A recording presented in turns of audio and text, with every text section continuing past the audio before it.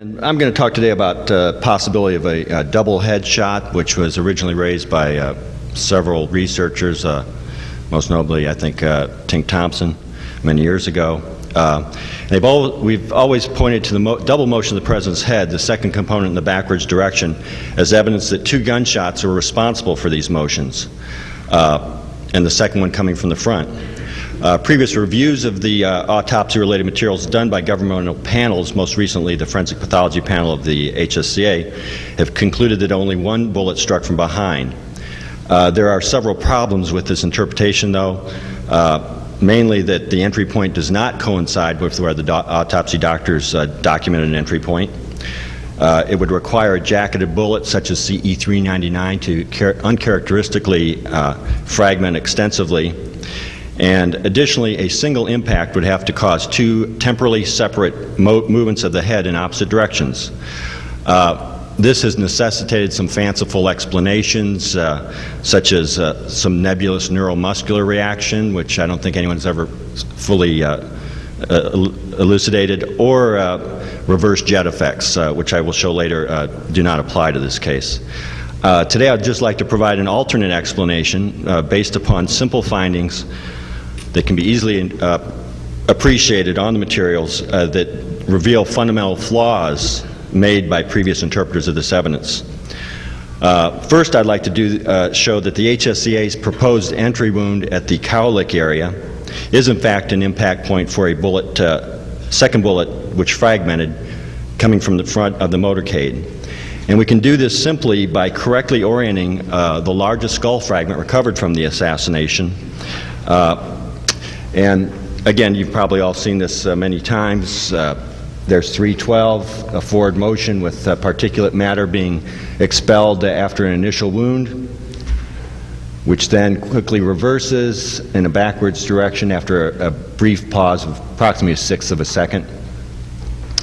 But in all, 5 fragments of bone were recovered from the assassination, 3 of them from the rear of the limousine, which I don't like these abbreviations now, and I wish I would change them, but there's 3 fragments in the limousine. Limousine fragments, largest, middle, and small. And unfortunately, those are not coming through real well, but really, this is the one we have to worry about. We have the Harper fragment here, which has been discussed earlier today, and there is a ruler there, so if someone wants to find the exact dimensions, you can get them off of that.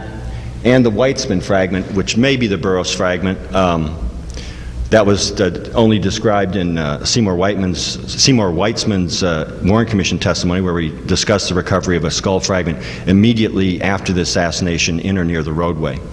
But the fragment which is the most critical one is the largest fragment recovered, which was found in the rear seat of the limousine.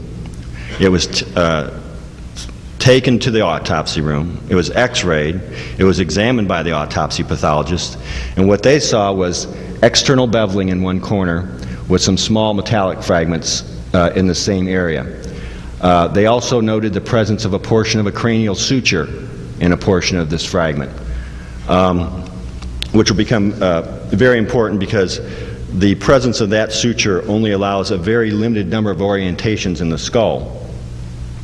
I would like to point out that every review panel has agreed that this piece of bone has a portion of an exit wound in one corner. There is no dissension on that. Now,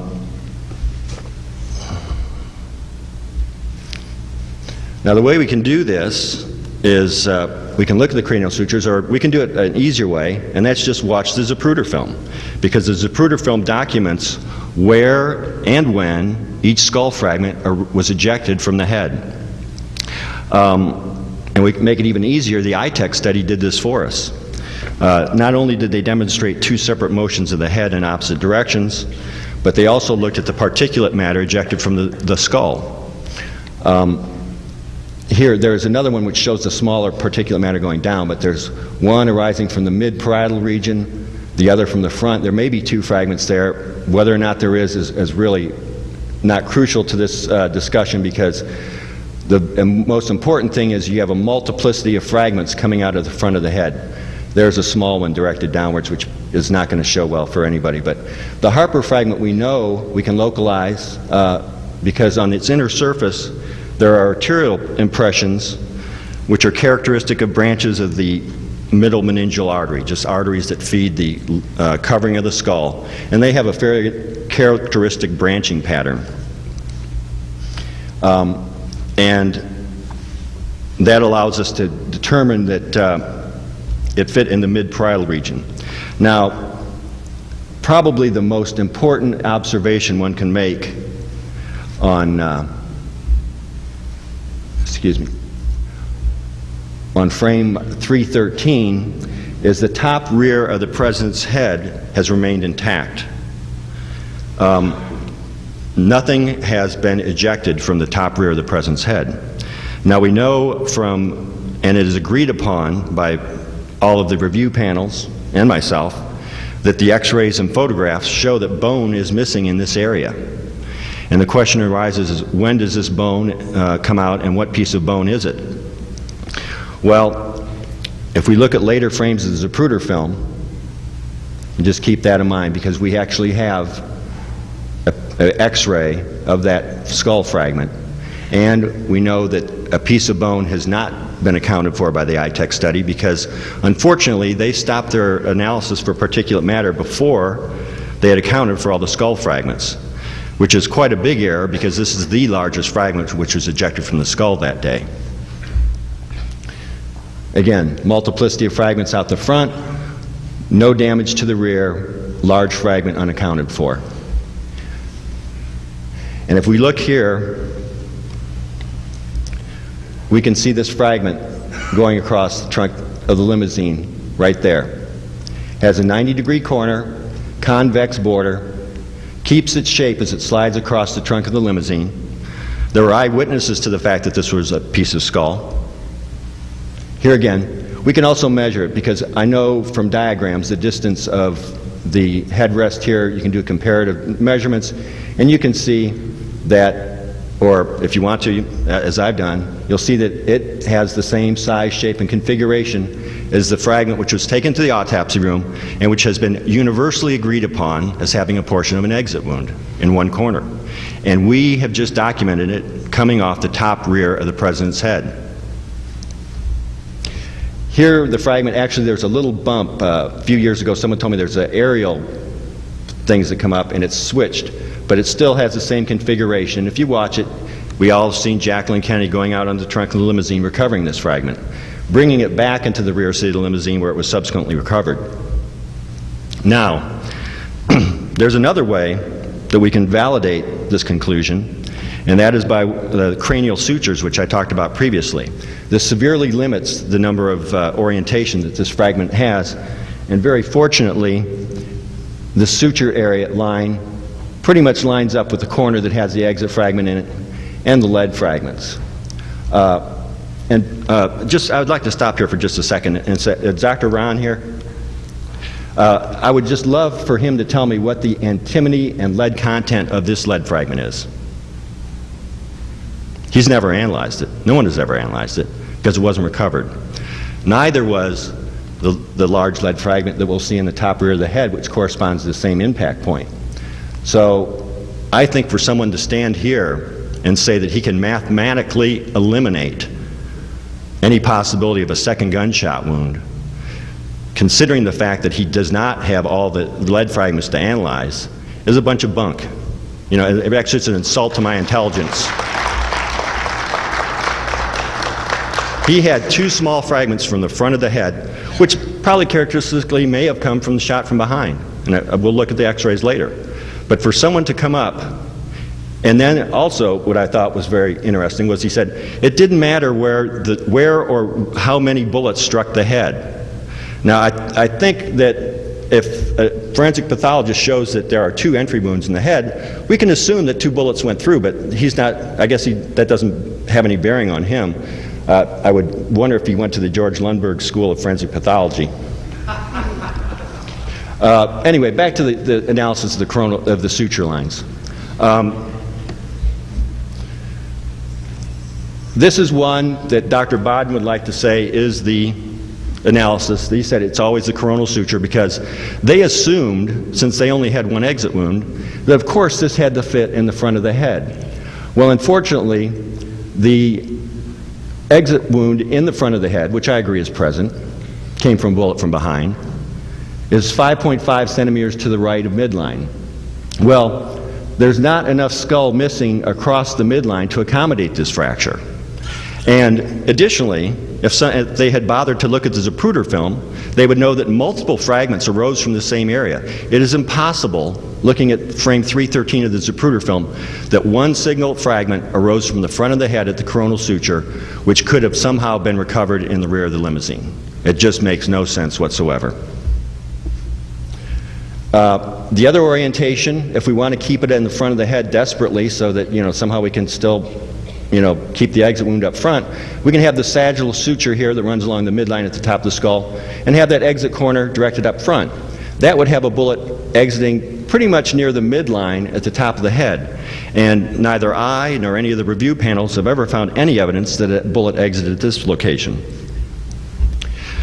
This is the unfortunate location that Dr. Angel, the forensic pathologist who is a consultant for the forensic anthropologist who is a consultant for the forensic pathology panel, he placed it in front of the coronal suture. Now, every review panel, including myself, agrees that the frontal bone is virtually intact, with the bullet having exited just near the coronal suture. The consultant that the forensic pathology panel used as a forensic anthropologist had no idea where areas of skull were present or missing on the JFK skull x-rays. And he was wrong. We'll get to see his diagram later. The only other remaining orientation is with the sagittal suture directed backwards along the sagittal suture, with this corner being present in the top rear of the presence head, right at the spot where the HSCA says a bullet entered, and where there is a 6.5 millimeter lead fragment, which has gone unretrieved and unanalyzed, at the same spot. And this exactly matches what we see on the Zapruder film, with the front of the head having exploded initially, and this portion not being removed until after ITEC demonstrated a second force was applied in the backwards direction. And again, this fragment had external beveling and metallic fragments. A fragmenting bullet coming from this front struck the top rear of the head, forcing the presence head backwards. It wasn't a result of neuromuscular reactions. It wasn't a result of reverse jet effects. It wasn't a result of the car within 1/18th of a second accelerating. And it wasn't from Jackie pushing his head back in some violent manner. Now, I think I've pretty much discredited HSCA's entry wound up high. It doesn't correspond to where the autopsy doctors said a point of entry was. And I would just like to go over and look at the evidence that the autopsy doctors provided us to look at where a bullet might have entered. And what they documented was an entry hole slightly above the external occipital protuberance, 2.5 centimeters to the right of the midline. They did not measure the upward distance.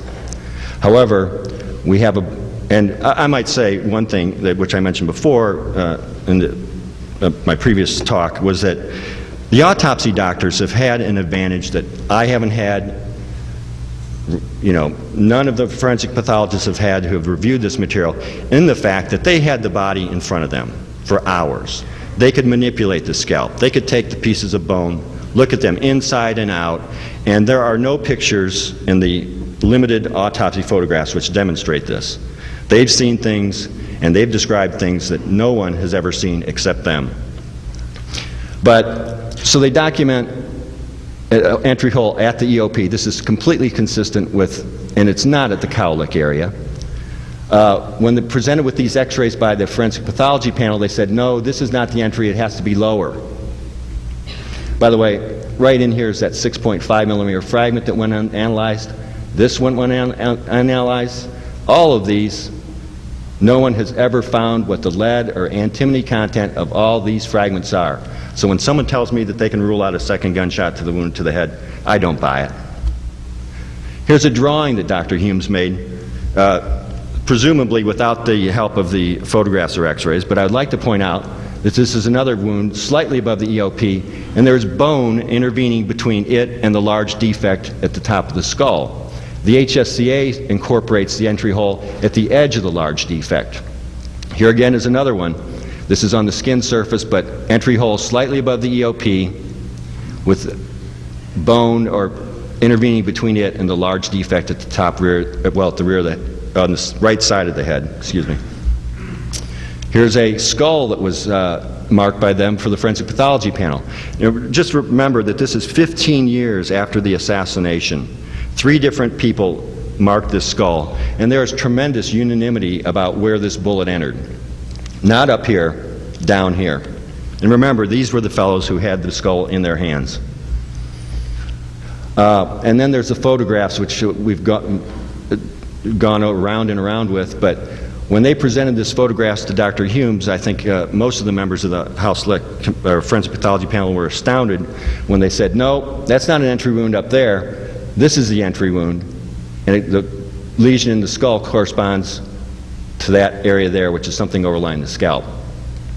Whether that precisely correlates to the entry hole, I can't say for certainty. I can only take their word for it. I do know that if you do place some material on the back of your head at the EOP and extend your head backwards, that there's an accordion effect which will make it go much lower than one would expect. Now, some of you may have seen this before, but when I looked at these films, I was looking at this drawing and I said, you know, in all the meticulous detail, they forgot a fracture down here, right here, which just happens to be at the level that the autopsy doctor said a bullet entered. Not one radiologist who has examined these x-rays for the government has ever mentioned this fracture. And I would like to point out that this just isn't any fracture. You know, I didn't pick a fracture up here or a fracture down there, whatever. Fracture right here, right where the autopsy doctors said a bullet entered.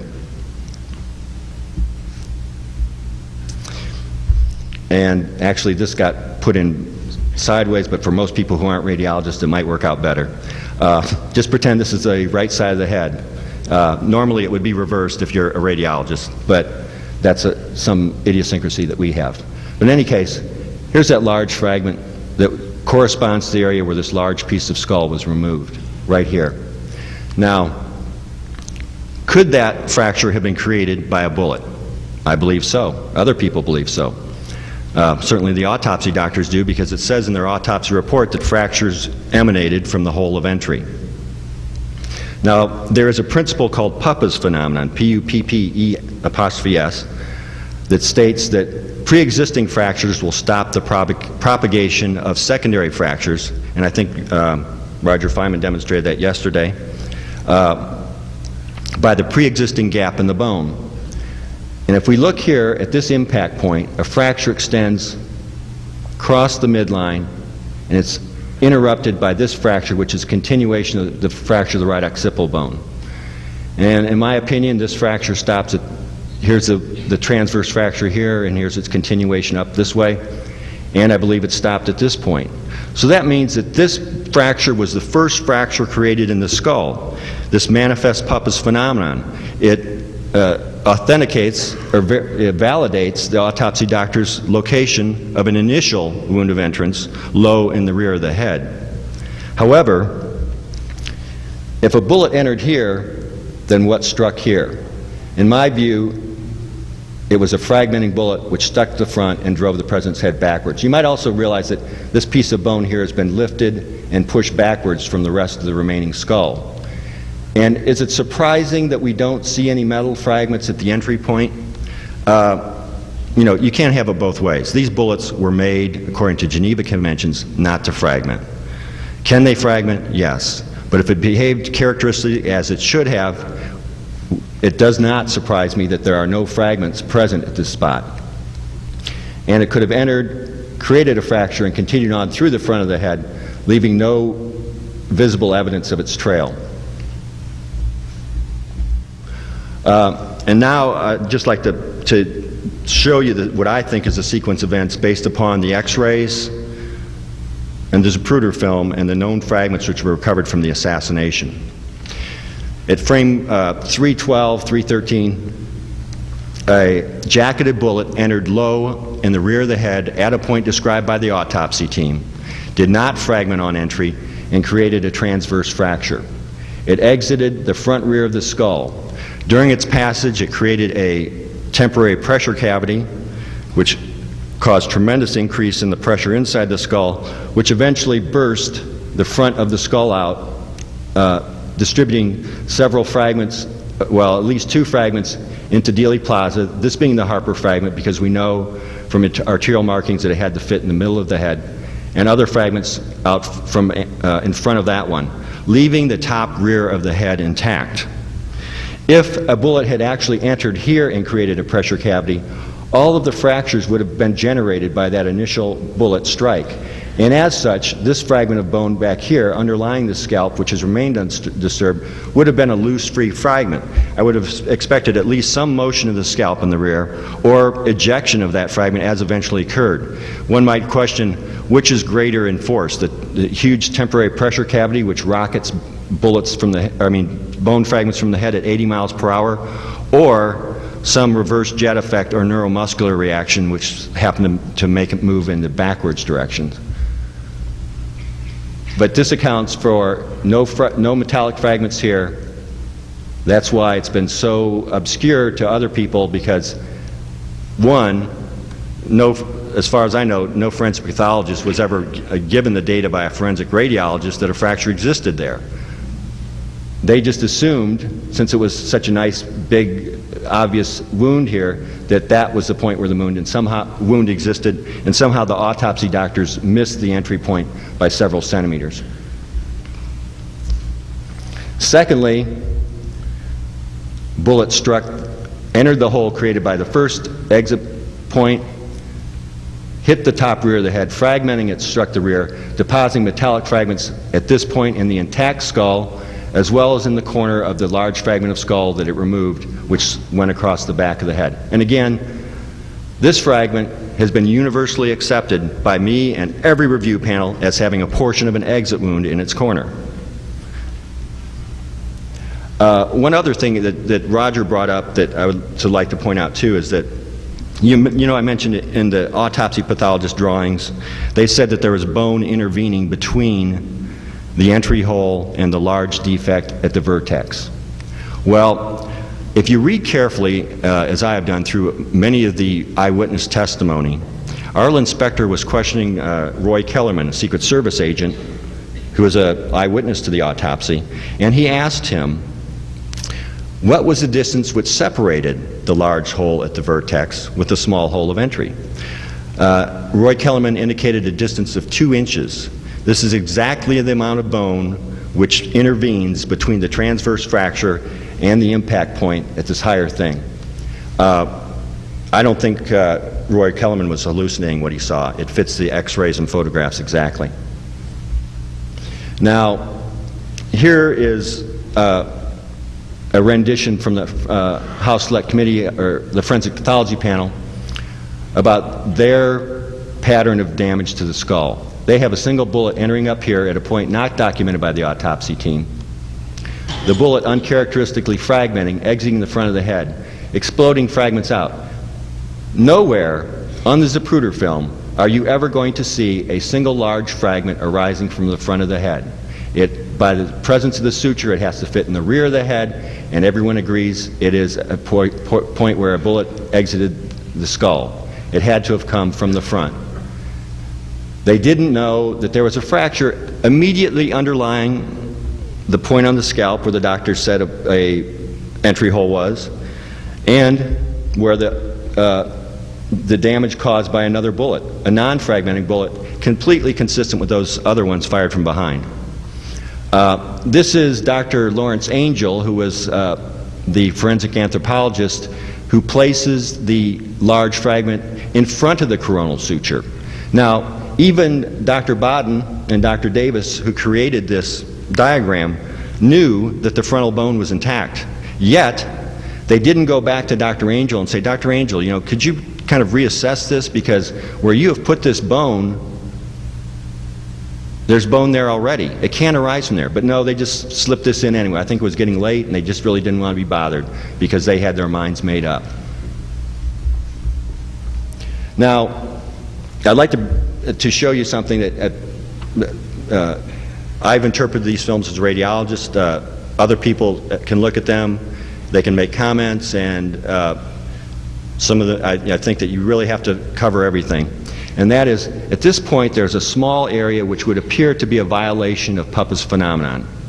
This fracture here is actually a fracture of the zygomatic arch and inferior orbital rim on the right. And by the way, this is switched now because in radiology we put the right side on the left and the left side on the right when looking at the patients. And this is a blow-up of it. Now, this is not the best one, but in my estimation, the edges of this fracture here, which are in the occipital area, are sharply defined. This one here is fuzzier, and the direction of propagation of this fracture does not line up with this fracture. So it's my opinion that Pupp's phenomenon still exists. If I wanted to play games, I could say, well, geez, that's where the bullet entered, and that's just a fracture created by the first bullet's entry. I really can't see a bullet hole. I wish I could, but I can say that the fracture down low manifests Pupp's phenomenon and means it was a primary fracture created by the first bullet. Where exactly along that fracture line the bullet entered, I don't know. But Pupp's phenomenon says that that fracture was created first and a bullet had to have entered at that level initially. The second bullet struck up high, causing radiating fractures which isolated and finally freed the top rear of the skull, which we've seen was ejected onto the trunk of the limousine only after the ITEC study shows a second force being applied to the head. Now, about the neuromuscular reaction.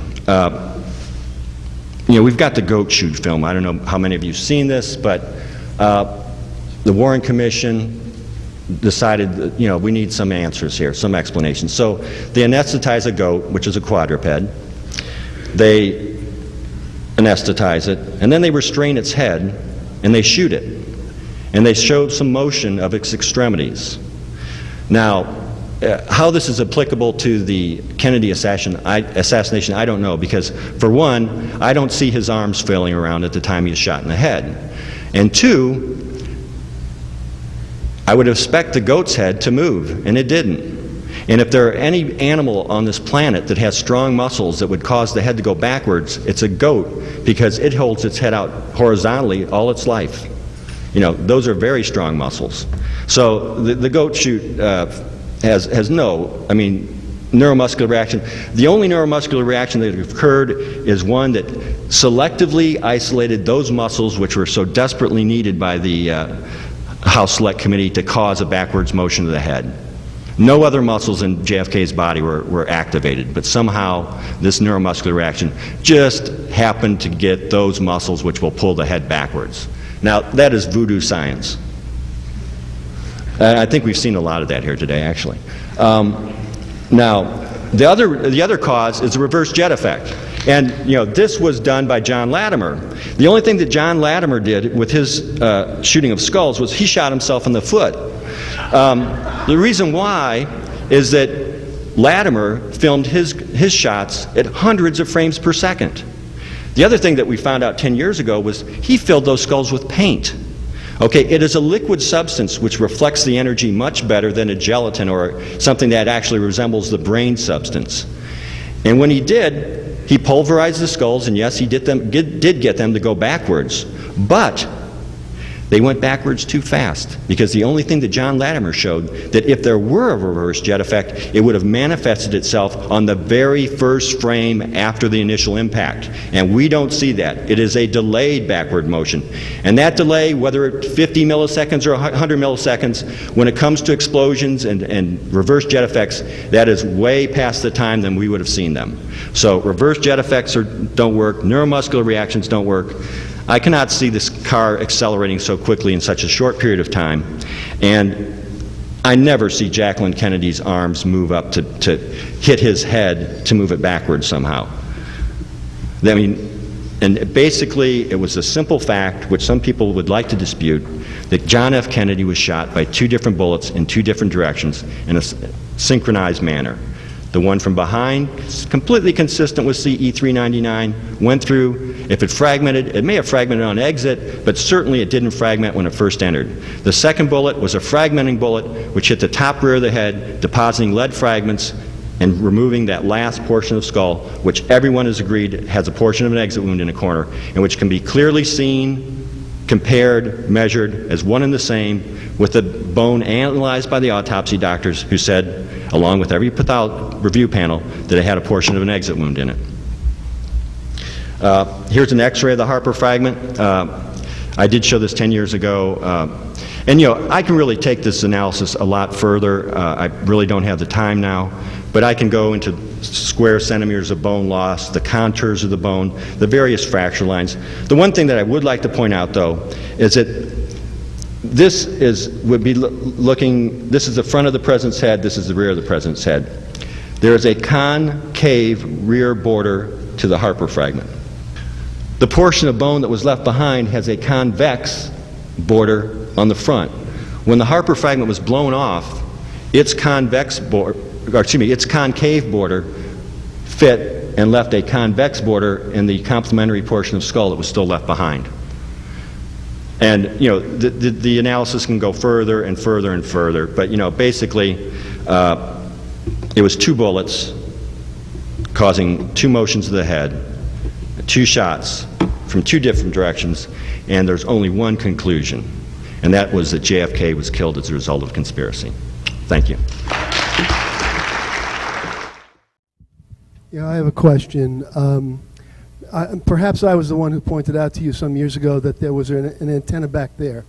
But what I did point out to you at the time was that when you look at the film, the version of the Zapruder film that you showed when you first gave this paper at COPA, was that when that white blob you're calling a fragment gets to that antenna, you can see the antenna through it, which then indicates that it is in fact some kind of an optical reflection rather than a bone fragment. Second point on that is that you can pick up that white blob on the back of the car if you look at the Zapruder film very carefully before the head explodes, thereby making it almost impossible for it to be a bone fragment. Thank you. I would just refer you to the Nix film. Josiah Thompson in 6 Seconds in Dallas saw the same particulate matter ejected onto the trunk of the limousine. Given the fact that there is very little scalp that is removed from the head, there's only 2 possibilities for that. It's either brain tissue or skull. The only type of matter which will slide across smoothly and evenly across the trunk of a limousine is skull. I would suggest that you go to your local grocery store, buy some fresh brains, get them at room temperature, and try to slide them across the trunk of your car. Sir, it's just a reflection. You can see the antenna through it. Yeah, but I just want to make sure that there is no doubt that that is a piece of bone. There is no other conclusion that anyone can make. And yes, you can see it in the Nix film. And Josiah Thompson, and just someone showed the Nix film a few days ago, and you can see it sliding across. And it has to end up in the trunk of the limousine. Jacqueline recovered it. And unbeknownst to everyone who's examined this, they never went to the Zapruder film to check their conclusions. They just said, oh, one exit in front, part of an exit hole, obviously it has to fit it in front. But you know what?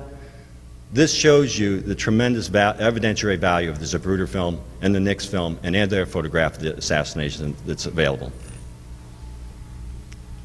I think it's over here. Oh, I'm Rob Stewart. I'm a pathologist, and I put skulls back together from gunshot wounds. The only way you can tell where that piece of bone came from is to put it back in the skull. That's the only way you can tell where it came from, in my experience. Also, the middle meningeal artery impressions on the inside table of the skull are most prominent on the side here, not up here, No, and certainly not in the front. It is a Harper fragment that has the branches of the middle meningeal artery. And by the way, the gentleman standing right behind you is Tink Thompson, and he interviewed Dr. Boswell in 1967. Dr. Boswell's statement was this, that he was able to orient that fragment the night of the autopsy. It lined up so that a portion of the skull lined up along the midline so that it was directed to the top rear of the president's head. The other question I have is, if also I see one snow pattern, if you will, of a high-velocity rifle weapon in this x-rays that you show. If there was a second impact, where is the second snow pattern? And then also in the Zapruder film, there's only one burst that I can see. I don't see a second burst, which would come from a second exit. And then that raises the question, if the exit is up here, where is the entrance? Would it be down here? Would it be in the face? Would it be in the front of the head, side? Okay. Which could make it impossible. You raised a very good point, and that is there is only one explosion, and that is from the first bullet. And that is because at that time the skull was confined. Any other bullets that would have hit after that would not have had a confined space to make a temporary pressure cavity. And the fact that there's no metallic fragments, I really don't put much weight in that at all, because one, you could fire CE 399 through a skull and not see one piece of lead. Apparently. I mean, right, there's characteristics, uncharacteristics. You can't make hard and fast rules, but it doesn't surprise me that there's no lead down low. It is my opinion that most likely, I mean, we do not have the complete evidence available, but I think we can arrive at reasonable conclusions, and that is the second shot from the front most likely entered the hole made by the first bullet. And you have to ask yourself, why does the top rear of the head resist the tremendous pressure cavity that was created by that first bullet? And the reason why is that there were no fractures present at the top of the head that would have isolated that fracture at that point in time. It is only after the second force is applied, the fractures are created, that piece comes loose. I have a question. I want to know if either of the two radiologists who originally were consulted to look at the photos and x-rays I know for a fact that one of them is still alive. Were they ever approached Wood about the fact that they missed the transverse fracture at the back of the skull? Well, it's a funny story. The first radiologist, Dr. Ebersol, is dead. The radiologist for the Clark panel is dead. But David O. Davis, who was responsible for the diagram for the HSCA, had the opportunity to review this article for the journal Radiology. And he did not want to acknowledge even the fact that a fracture was there. And as such, my article was denied. What about Dr. Norman Chase? Well, Norman Chase, I believe, was with the HSCA. There was actually about 3 radiologists for the HSCA. Why they didn't report it, I mean... No, I mean, was he approached afterward that, you know, that he missed a fracture? No, I don't think that any of these people, I've not approached them. I mean, besides running it through journals trying to get it published, I haven't gone back and called people up and say, hey, dummy, you missed a fracture, you know. There's one other thing, too. There's trajectory lines which are on this skull x-ray, which point exactly to the entry wound. And they match CE 388 to the degree. Now, I think it is, you know, there's coincidences in this world. I don't consider that a coincidence when John Ebersol is called to the White House to draw lines on the skull x-rays, and about 2 weeks later, Dr. Humes makes a drawing that has those very same lines pointing to the fracture that lies at the level where they showed an entry wound was present. Mm-hmm. And whether or not they saw the photographs and x-rays to create those things, I don't know. But it sure is one heck of a coincidence if it is. I'm not disputing the fact that the fracture is there. I'm a radiologist. My husband's a neuroradiologist. We both see the fracture.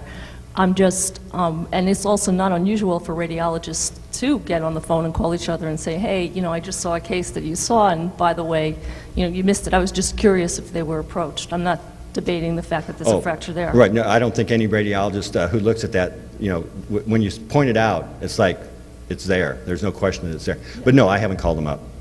Whether or not there is a demonstrable forward movement of the head, I think needs to be looked at. But in either case, what we see at this frame is a result of a explosive wound created by a temporary pressure cavity from a first bullet's entry. I don't think we can both agree that. Sure, now, right. We still have the problem that the head goes backwards. Yes. And I can't relate the initial bullet strike with that motion for the various reasons that I put forth here. Either, I take it. And again, there's many things that need to be delved in further, but in my own mind, looking at the whole situation with the autopsy doctors, the x-rays, the photographs, the Zapruder film is that there's only one conclusion for me, and that is that 2 bullets struck the president from 2 different directions. If you look very carefully, and he toggled it back and forth, at 3:15, the hair having been essentially motionless prior to that, there is a start of the scalp being elevated just at 3:15. It is at 3:15 that the ITEC study says that a second force was applied to the president's head. It would seem that the Zapruder film substantiates that second force, and the question is what caused it? And what it was a fragmenting bullet fired from the front, from the grassy knoll, or from the front of the motorcade. Thank you.